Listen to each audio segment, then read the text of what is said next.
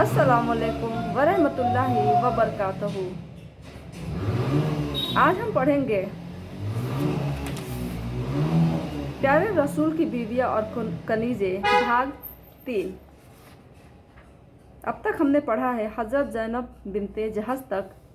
उसके आगे हम पढ़ेंगे आज हज़रत जुवैरिया बिनते हारिस, हज़रत उम्मे हबीबा बिनते अबू सुफियान। आज हम 2 बीवियों का जिक्र करेंगे, 2 बीवियों के बारे में पढ़ेंगे और इंशाअल्लाह कल इस वाक्य को पूरा कर देंगे। यानी उसके बाद 2 बीवियाँ बचती हैं, उनका जिक्र हम कल करेंगे, कल की हदीस में उनको पढ़ेंगे। तो चलिए आइए शुरू करते हैं।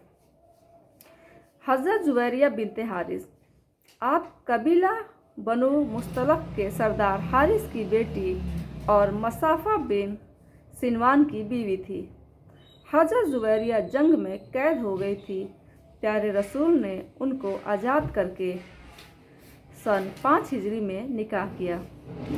हज़रत जुवैरिया की उम्र इस समय 20 साल थी। 65 साल की उम्र में सन 50 हिजरी में मदीने में इंतकाल हुआ। मदीने के उस समय के हाकिम मरवान बिन हकम ने जनाजे की नमाज पढ़ाई।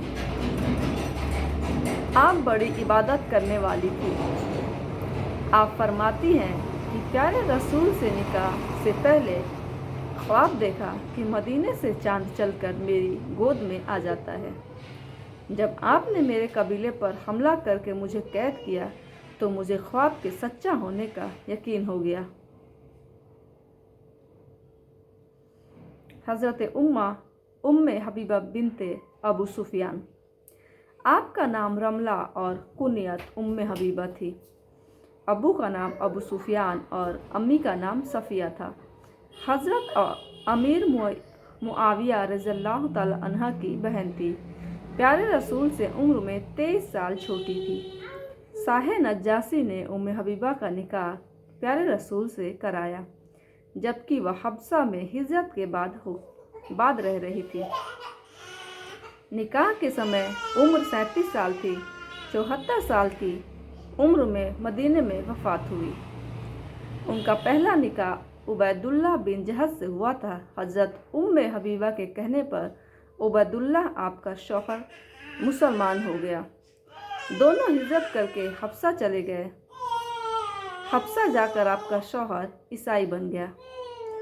हज़रत उम्मे हबीबा रज़ियल्लाहु ताला अन्हा ने फ़ौरन उससे जुदाई इख्तियार कर ली।